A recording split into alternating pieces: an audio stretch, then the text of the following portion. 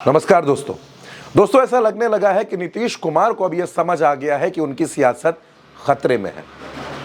नीतीश कुमार को ऐसा लगने लगा है कि भारतीय जनता पार्टी के साथ रहकर उनका नुकसान हो सकता है। और यह बात मैं क्यों कह रहा हूं उसको बताने के लिए आप एनबीटी की यह खबर देखिए। नीतीश ने तेजस्वी के लिए खोल दिया दरवाजा।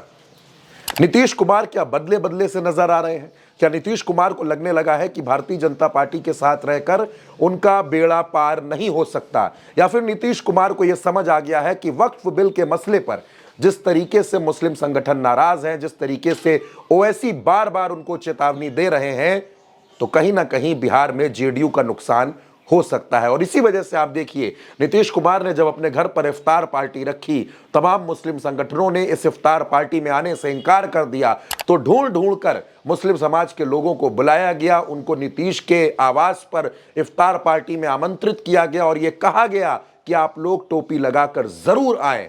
और जब इफ्तार पार्टी में तमाम लोग पहुंचे तो खुद नीतीश कुमार टोपी लगाकर हाथ जोड़ते हुए नजर आए। हाथ जोड़े हुए वो मुस्लिमों के बीच में नजर आए। जाहिर तौर पर नीतीश कुमार यही कह रहे होंगे कि अगर आप लोग नाराज हो गए तो हमारी सत्ता डोल जाएगी।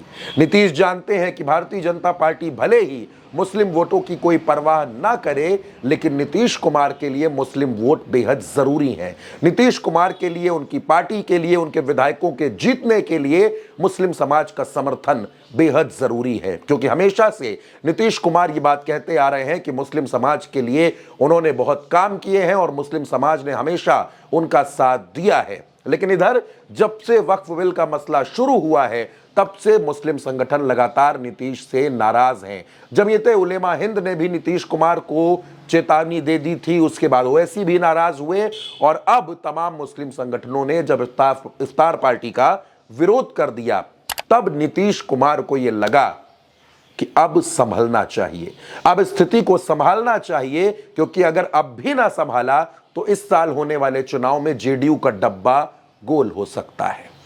क्या इसी वजह से नीतीश कुमार मुस्लिमों को मनाने में जुट गए हैं? और जब नीतीश कुमार मुस्लिमों को मना रहे हैं, ऐसे में भारतीय जनता पार्टी क्या करेगी? दोस्तों, नीतीश लंबे वक्त से खामोश थे।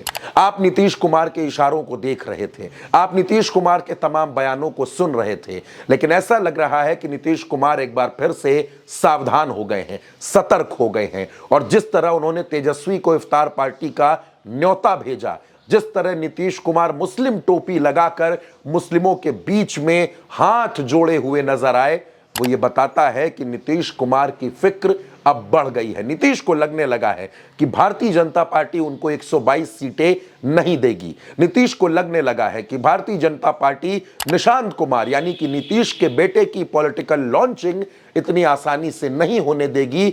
ऐसे में अब अपने बिखरते हुए वोट बैंक को संजोया जाए, एकजुट किया जाए, यह बेहद जरूरी है। क्योंकि भारतीय जनता पार्टी नीतीश कुमार के वोट बैंक, नीतीश का एक वोट बैंक तो मुस्लिम वोट बैंक है, लेकिन नीतीश का एक वोट बैंक है कुर्मी वोटर्स, उसमें भी भारतीय जनता पार्टी सेंधमारी कर रही है।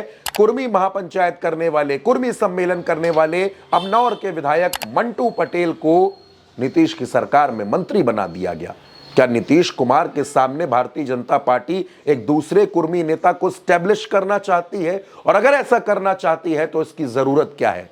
जाहिर सी बात है कि बीजेपी नीतीश कुमार को बिहार की राजनीति से अपदस्थ करना चाहती है, किनारे करना चाहती है, उनको शिंदे बनाना चाहती है, बिहार में महाराष्ट्र वाला एपिसोड रिपीट करना चाहती है। और यह सब कुछ नीतीश कुमार को समझ आ गया है। भले ही देर से आया है, लेकिन नीतीश को समझ आने लगा है कि अब भी अगर ना संभले तो स्थिति खराब हो जाएगी, पार्टी टूट जाएगी, सत्ता चली जाएगी और नीतीश की राजनीति संकट में पड़ सकती है। इसी वजह से नीतीश कुमार आपको इस स्थिति में नजर आ रहे हैं, जहां वो मुस्लिम वोटर्स की नाराजगी से घबराकर अब उनको मनाने का काम कर रहे हैं, हाथ जोड़ रहे हैं। तो नीतीश का ये मनाना मुस्लिमों को उनके साथ कितना जोड़ेगा, ये भी आने वाला वक्त बताएगा। फिलहाल इस खबर में मेरे साथ इतना ही। आप अपनी राय उल्टा चश्मा यूसी पर जरूर बताइएगा।